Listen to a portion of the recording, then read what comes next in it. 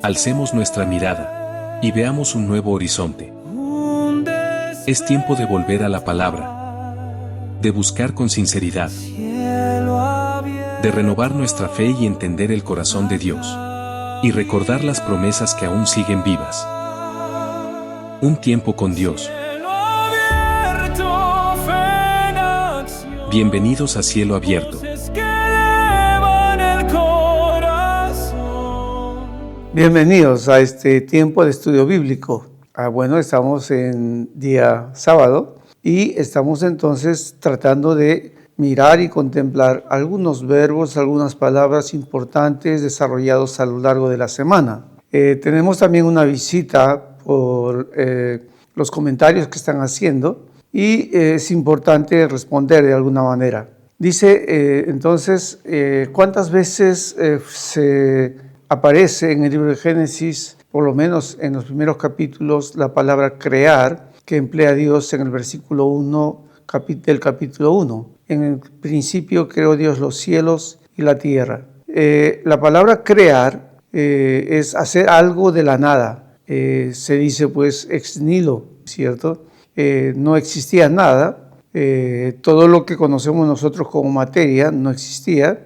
Y entonces Dios hizo los cielos y la tierra de la nada. Este verbo crear, bara, en el principio creó Dios los cielos y la tierra, bara, aparece 4 veces en el libro de Génesis. También está en Génesis capítulo 1, versículo 27, y creó Dios al hombre a su imagen, a imagen de Dios lo creó. Esto es importantísimo porque el hombre no está, diríamos, relacionado con la creación anterior. Había Dios creado antes plantas y animales. El hombre es una creación nueva de parte de Dios. De modo que aquí tenemos que, ¿de dónde proviene el hombre? Pues proviene del corazón de Dios. Proviene, diríamos, como Dios lo ha querido, en alguna manera, darle identidad y darle existencia también. El hombre tiene como verbo que le antecede el término bara, crear de la nada. Entonces Dios hizo de la nada al hombre, y esto se refiere a que no tomó alguna forma de vida para simplemente desarrollarlo, evolucionarlo y formar al hombre.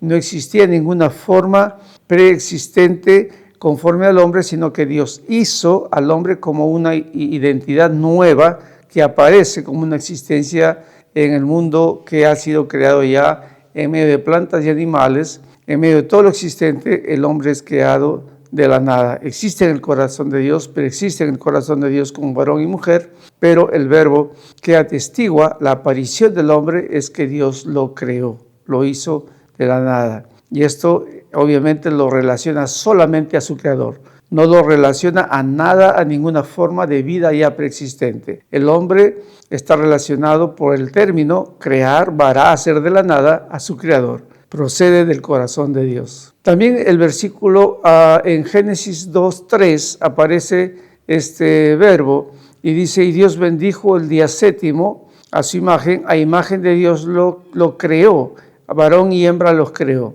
Entonces este verbo también crear está aquí siendo utilizado para presentar al varón y a la mujer, al ish y a la ishah, y que ellos ambos fueron creados de nada preexistente, y obviamente en el corazón de Dios están relacionados su existencia.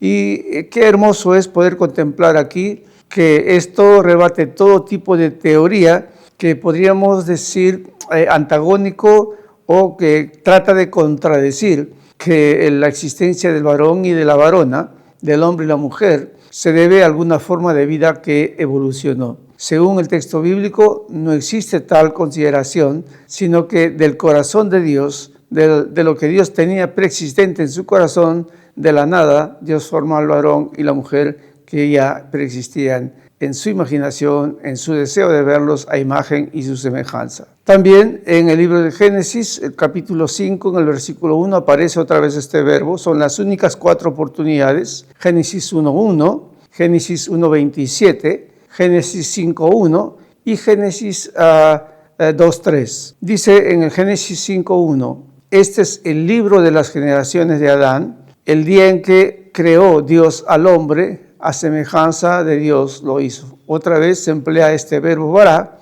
hacer de la nada, y dice, a semejanza de Dios lo hizo. Y aquí está el verbo hacer, ahora sí. Aparece como que el hombre es hecho, y obviamente porque todo lo relacionado, como hemos visto, la conformación del hombre, es que Dios formó al hombre del polvo de la tierra.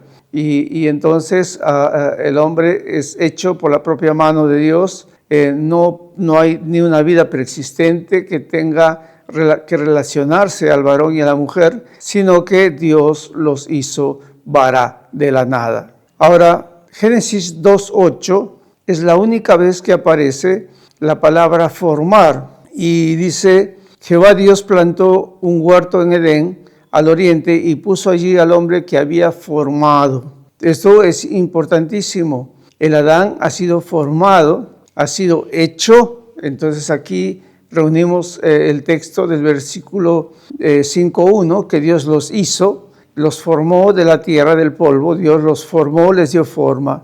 Y este verbo tiene que ver con la idea de un alfarero que hace una vasija, la idea de que uno toma la sustancia de la tierra y le da forma. Y la tierra no tiene vida, no es vida preexistente. El hombre es constituido en su cuerpo físico de lo que preexiste en cuanto a la tierra, el polvo rojizo.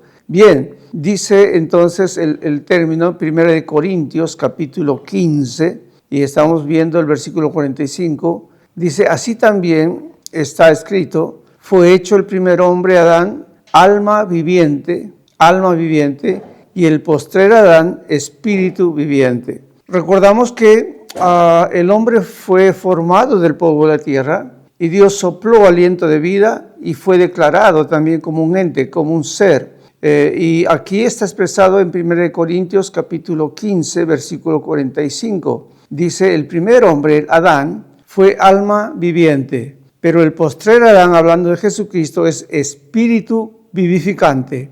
¿Y a qué se refiere con espíritu vivificante y alma viviente? El primer hombre era un ser creado a la imagen de Dios y comportaba en él la capacidad de llegar a tener vida, ¿no es cierto? De sustancialmente, dice, fue creado y fue hecho para ser viviente. Ahora Jesucristo es espíritu vivificante.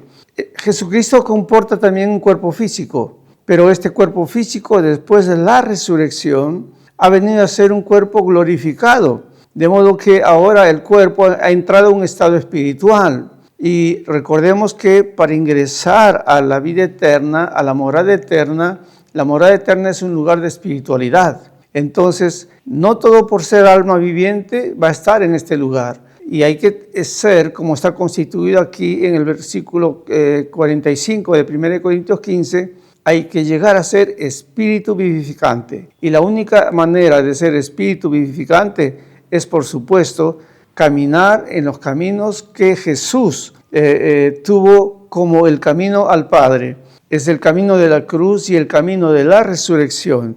Cuando Jesús resucita, su cuerpo es glorificado, es espiritualizado, es declarado espíritu vivificante. Y por supuesto, Él va ahora a sentarse a la diestra del Padre con un cuerpo físico, hecho de la tierra, pero no está en su estado original del primer Adán. Él ha resucitado y ahora es espíritu vivificante. De modo que sentado a la diestra del Padre, Jesús tiene para nosotros una muestra de lo que Dios está llamando a que nosotros consideremos como un camino de restauración, porque Dios nos ha creado para eternidad. Y debemos entonces acercarnos a Jesús con la premisa de que Dios nos está proponiendo una puerta abierta para volver a estar en lugares celestiales con Cristo. Pero la única manera es que tengamos esta frase escrita para Jesús, espíritu vivificante. El primer Adán murió en el pecado. El pecado tiene que ser limpiado en nuestras vidas. La muerte tiene que darse de todas maneras, pero morir en Cristo, sumergirse en la muerte de Cristo, es también proponerse a la resurrección y llegar a tener lo que dice aquí, espíritu vivificante. Para nosotros está abierta la puerta de terminar sobre nosotros mismos. ¿Cuál identidad queremos tener y cuál destino queremos tener. Las moradas celestiales están desde un principio fundadas y el hombre ha sido creado, orientado para la vida, para ser espíritu vivificante. 1 Corintios capítulo 15, versículo 45. A cielo abierto, entonces, te invita a considerar el poder tomar una identidad de espíritu vivificante, y la única manera es acercándonos a Cristo, que es el primero, el primogénito de todos. Además, Él nos invita a ser semejantes a Él. Dice el versículo 46 de 1 Corintios 15, mas lo espiritual no es primero, sino lo animal. ¿Y a qué se refiere? A que Adán fue creado en estado animal, en cuerpo físico fue creado, y luego entonces Jesús convirtió este cuerpo físico hecho de la tierra. Él es Dios que se hizo hombre, nació de María, tomó forma humana, y entonces Él vivió en santidad,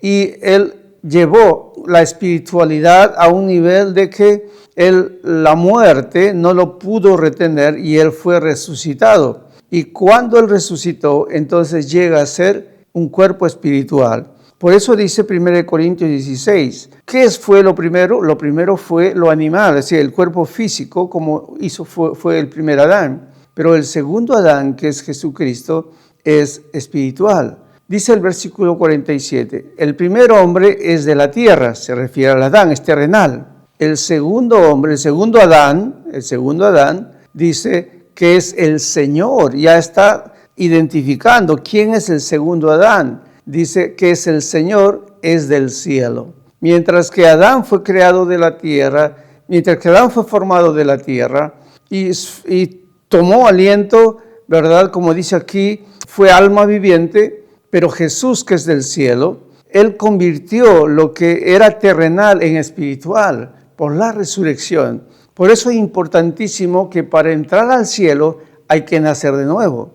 Para entrar a las moradas celestiales en bendición, el hombre tiene que alcanzar esta identidad de ser un ser espiritual. Y la única forma es unificarse con Cristo para ser espiritual. Dice el versículo 47 de 1 Corintios 15, el primer hombre es de la tierra, es terrenal, hablando de Adán, nuestro padre. El segundo hombre, que es el Señor, lo identifica, Jesucristo, es del cielo. Versículo 48 dice, ¿cuál el terrenal? También los terrenales. ¿Y cuál el celestial? También los celestiales. Hay una diferenciación. Es claro, los terrenales y los que son celestiales. Ahora, ¿cuál es la diferencia? ¿Cuál es la diferencia del terrenal y cuál es la diferencia del celestial? Está escrito aquí. El primero, el terrenal, es alma viviente. Vive, tiene voluntad, puede desarrollar su vida, pero, ¿sabes?, está preparado y capacitado para determinar su estado eterno, su identidad y su destino también. Y el celestial es el que ha provisto para sí de la misericordia de Dios el ser restaurado, el poder alcanzar esta identidad espiritual para poder entrar a estos lugares celestiales preparados desde la fundación del mundo. Adán y Eva están en el huerto y van a ser echados, pero dice el Señor, hasta que vuelvas a la tierra, de modo que ¿cuándo será este fin? ¿Cuándo terminará todo este tiempo? Dios sabe cuándo, el día y la hora. Pero mientras tanto hay oportunidad de elegir en Jesucristo el camino a ser un ser espiritual, no porque diríamos cambiar nuestra conciencia totalmente, ni nuestra alma totalmente, pero vivimos bajo la redención de Cristo y vivimos también bajo la bendición de ser perdonados, como dice el Salmo 51, David, ten piedad de mí, oh Dios. Uno tiene conciencia de pecado, ya no vive esclavo del pecado, sino vive como un ser espiritual, preparándose para lo que viene, preparándose para vivir en las moradas celestiales, donde hay un Dios santo, hay un Dios que no tiene sombra ni variación, y estamos llamados por Dios para estar con Él. Jesús lo dijo, yo quiero que ellos estén donde yo estoy, y la única manera para estar donde Él está es estar en este estado de espiritualidad. Dice el versículo 49, así como hemos traído la imagen del terrenal, traeremos también la imagen celestial, dice el apóstol Pablo. Nacemos con la imagen terrenal, pero los que confiamos en Cristo y nos acercamos a Cristo, Pablo está ya aquí avisorándose como que Jesús está viniendo en su gloria con todos los que han resucitado. Dice también la imagen celestial la traeremos. Entonces nos introducimos también en el libro de Génesis a estos temas que resaltan a lo largo de esta semana que hemos estado en devocional, desarrollando los textos bíblicos que nos ofrece la Biblia Stuartensia o el Códice Masorético, como le llaman, o Códice de Leningrado. Este está como un hebreo interlineal en la web y uno puede verlo, aunque no es una traducción, es una transliteración. Se lee de izquierda a derecha, en sentido contrario a lo que nosotros tomamos lectura en las lenguas romanas y castellano, pues se lee de derecha a izquierda. Y como les vuelvo a decir, esta no es una traducción, sino una transliteración, y hay que tener mucho cuidado por eso al tomar en cuenta como literal las cosas que se expresan en la transliteración. Génesis 3:16, a la mujer dijo, multiplicaré en gran manera los dolores de tus preñeces. Esto comporta algunas dificultades en cuanto a interpretación a la mujer. Hemos dicho que Dios no está dando castigos, Dios no está sentenciando a la mujer, sino Dios está en todo su aspecto de amor, de restauración. Y ahora la mujer no es que recibe como castigo dolor en el parto, sino que Dios dice multiplicaré. Era natural a la hora de parir, a la hora de dar a luz, era natural el dolor, pero ahora ha sido multiplicado y la mujer tiene que pensar que esto sucedió por cuanto ella ahora también está implicada en la restauración porque Dios ha puesto misión en ella. Ella va a tener en sus preñeces, en su gestación y en su crianza, va a tener la responsabilidad de formar hijos para darle en la cabeza a la serpiente. Imagínense, Génesis capítulo 3, versículo 15-16, está Dios dándole misión a la mujer. Bueno, el pensamiento judío, el pensamiento machista, como se expresa en alguna manera, no expresa pues estas cosas que están en el texto bíblico original, en el texto hebreo. Y bueno, estamos aquí para poder hacer un acercamiento a lo que el texto en realidad está expresando. Y luego dice, tu deseo será para tu marido. Ella está separada del varón, se han escondido, han quebrantado su relación, ya no hay comunión entre ellos, y entonces lo que Dios está haciendo es poner un deseo interno en ella hacia el varón. Qué interesante cómo Dios está proponiendo que la mujer sea también parte instrumental en la restauración. Ella tiene que acercarse a su marido, hacer familia con él y obviamente, ¿verdad?, hacer que se forme esa criatura y ese hijo que le dé en la cabeza a la serpiente. De modo que es importantísimo en la crianza y también yo diría en las políticas acerca de cómo miramos y cómo queremos superar hacia nuevas generaciones, cómo miramos la crianza, la preñez de la mujer, porque está advertida en la palabra y en la Biblia que a ella se le ha dado misión para poder formar hijos que le den en la cabeza a la serpiente. De modo que cualquiera que golpee mujer, de modo que cualquiera que destruye mujer, destruye el plan de Dios y está en contra del plan de Dios. Y obviamente la mujer ha sufrido mucho maltrato desde un principio, porque es lo que la serpiente escuchó, que ella le iba a dar una alternativa de quedar destruida cuando ella tenga libertad para criar, cuando ella tenga crianza de hijos, de tal manera que le den en la cabeza a la serpiente. Bien, este es un conflicto desde el principio. Mujer, ahora puedes entender lo que significa ser mujer. Estás puesta en misión de parte de Dios y Dios te ha puesto como parte instrumental de la restauración también. Y luego dice, el marido, el hombre, tu varón, el Adán, él se enseñoreará, y como hemos advertido en el texto hebreo, ahí aparece una preposición, que es la preposición bet, que se traduce en, por o con.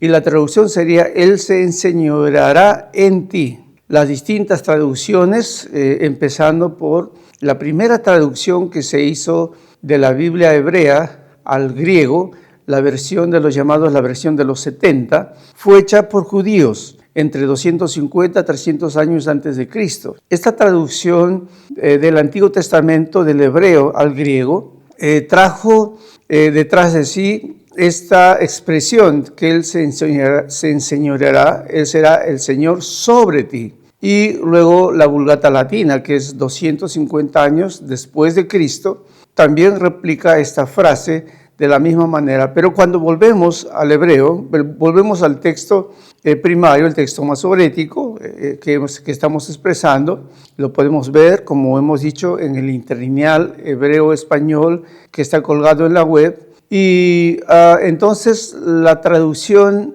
del verbo es en ti, Él se enseñará en ti. La mayoría de las Biblias traducen de manera genitiva. Por ejemplo, Reina Valera dice, Él se enseñoreará de ti. Y esto es como que Él tiene posesión de ti, es genitivo, es posesivo. Y Él se enseñoreará sobre ti. Esto dimensiona, ¿no es cierto?, en alguna manera que ella está debajo del varón.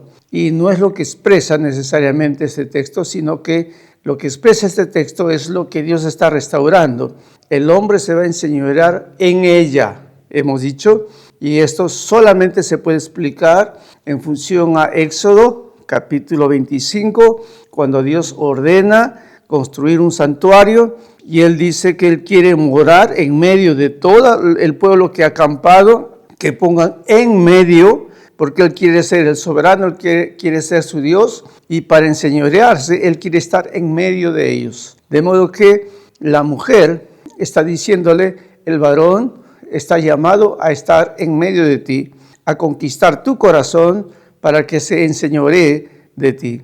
Imagínense estas dos cosas que ya están establecidas en el Nuevo Testamento, que no están aquí en el Antiguo Testamento como maldición, sino están aquí como restauración. Qué interesante, en la restauración la mujer está inclinada hacia el marido y el marido está inclinado a estar en ella, amándola. Y eso está en los evangelios, no contradice nada y puede entenderse. De modo que hemos explicado a lo largo de esta semana de devocionales que las traducciones deberían tomar en cuenta este sentido que tiene el texto hebreo, el texto masorético, el código de estuartencia, ¿no? La Biblia estuartense. Ahora bien, el varón se enseñoreará de la mujer conquistando su corazón, literalmente estando en ella. No hay ninguna preposición que determine una traducción que el varón está sobre ella. La preposición bet se traduce en. Esto es importante, entonces, advertir para que podamos tener claridad. Cuando predicamos acerca de la actitud o cuando predicamos acerca de la conducta de la mujer, pues ella es ayuda adecuada, ayuda idónea, porque es de la sustancia del varón, pero también tiene una orientación a ser dominada por el varón, pero este dominio que el varón logra en ella es porque la ama y conquista su corazón, según Génesis capítulo 3. Y qué interesante, no hay aquí maldiciones, la mujer no está sufriendo maltrato, no está sufriendo de parte de Dios, diríamos, condenación, sino que está siendo puesta por Dios instrumentalmente junto con el varón en el camino de la restauración. A cielo abierto, entonces, también advierte en los principios en cuanto a texto desarrollado en la semana, el término muerte, porque Dios le dijo ciertamente morirás. Y habíamos expresado que el Génesis capítulo 1, 2 y 3 está constituido lingüísticamente en el idioma hebreo por sustantivos y en alguna manera pocos verbos perfectos, como el verbo crear, el verbo formar, por ejemplo, son verbos perfectos en algunos pasajes, pero la mayoría son frases construidas por sustantivos, porque Dios está cuidando sintácticamente incluso que no se pueda leer que Él está condenando usando verbos perfectos. Qué interesante que aún en el idioma la gracia de Dios está presente. Dios toma el lenguaje humano, en este caso la lengua constituida como el hebreo, que se desarrolló a partir de la lengua cananea, de la lengua siria y algunas palabras arameas, y entonces toma esta confabulación de idiomas y nace el hebreo, pero el hebreo ahora es una herramienta bajo la cual Dios va a expresar sus sentimientos, pero con delicadez va construyendo oraciones. Dios inspiró el texto, Dios habla en el texto, y el texto del Antiguo Testamento habla como Dios habla y nos expresa los sentimientos y los pensamientos de Dios. De modo que cuando uno estudia sintácticamente o analiza la sintaxis de las palabras, analiza los verbos, las oraciones, uno encuentra que Dios ha sido muy cuidadoso, muy delicado. Como por ejemplo cuando le dijo a Adán, si comes del árbol de la ciencia del bien y del mal, morirás. Ciertamente morirás se traduce en la lengua castellana. Pero en el idioma hebreo, la frase es morirás. Y lo que Dios está usando es un adverbio, el adverbio morir. Entonces, y luego un verbo imperfecto. La muerte está con verbo imperfecto en el Antiguo Testamento. No vamos a encontrar en el libro de Génesis, cada vez que aparece la palabra muerte, como un estado perfecto. Porque para Dios y para el Antiguo Testamento, como se expresa sintácticamente, la muerte solamente es un paso a otra forma de vida. No es un estado total y definitivo, no hay condenación todavía. La muerte solo es un estado diferente. De ahí que entonces hay una morada preparada para el hombre y la mujer, hay eternidad esperando adelante, porque en la muerte no acaba todo. Después de la muerte física, la vida continúa y está expresado en las palabras de Jesús. Hoy mismo estarás conmigo en el paraíso. Ese hombre murió en la cruz al lado de Jesús, fue sepultado y obviamente su vida, su alma, está en el paraíso a donde Jesús lo llevó. Pero su cuerpo físico está esperando la resurrección. Y ahí podemos contemplar todo lo que hemos visto en 1 Corintios, en el tiempo de la resurrección. Él ha sido enterrado con cuerpo animal o con cuerpo físico, pero cuando resucite será un cuerpo espiritual. Qué hermoso es concordar todos los pasajes con el Génesis. Entonces, la muerte, ciertamente morirás, lo que expresa en el Génesis, está expresado con un adverbio y un verbo imperfecto. No existe la muerte con verbo perfecto, terminado, concluido, como que ahí termina la vida. Y importante, entonces, pero llegará el tiempo en que Dios se refiera a la muerte con verbo perfecto. En el Antiguo Testamento nunca está en verbo perfecto, sino como un estado en proceso. El Adán fue creado en eternidad y por ello es necesario su restauración antes que vuelva a la tierra del que fue tomado. La eternidad nos avisora hacia adelante, cielo nuevo y tierra nueva, pero hay que tener identidad y hay que tener también el destino preparado. Y hay camino mientras aún vivamos de poder elegir el camino de la restauración. Entonces, aquí tenemos que para pasar a la eternidad, para pasar a los cielos nuevos y tierra nueva, es necesario tomar una determinación en cada individuo. Cada varón, cada mujer tiene que tomar la decisión. Dios te ha hecho a imagen y semejanza de Él, con voluntad propia para determinar tu identidad y tu destino. El Génesis nos da entonces este dato importante en su construcción sintáctica. La muerte no es un estado final, no es un estado condenatorio cuando se da la muerte física, pero llegará el día en que habrá una muerte que le llaman en el Nuevo Testamento la muerte segunda, que será un estado condenatorio. Y en este estado condenatorio, entonces Dios nos libre, quiera Dios que en tu voluntad, que en tu deseo propio, desees también lo que Dios te ofrece, la vida eterna en bendición, la vida eterna en Jesucristo, los cielos nuevos y la tierra nueva, con un cuerpo nuevo, como alma vivificante, según 1 Corintios 15, y no como un ser solamente viviente. Que Dios te bendiga a cielo abierto. Este ha sido nuestro estudio el día de hoy. Oremos. Amado Dios, gracias por la vida. Gracias porque cuando hablas también con misericordia. Gracias a Dios porque la perfección de tu amor está en todo. Señor, tú aún no has condenado a nadie, ni has venido a condenar en Jesucristo, sino que has venido a restaurar, y cada vez que has hablado, cada vez que has expresado palabras, son palabras de amor, como aquel día, Señor, que llamaste a Adán, llamándole y buscándolo, ¿dónde estás tú? Señor, queremos seguir oyendo tu voz de amor, queremos restaurar nuestras vidas, acércanos a Jesucristo, nuestro Señor. Amén. El mundo a veces parece estar en una profunda oscuridad. La Biblia llama a esta oscuridad pecado y sombra de muerte. Sin embargo, Dios no nos abandonó en esta oscuridad. Desde hace mucho tiempo, prometió una gran luz que vencería la oscuridad.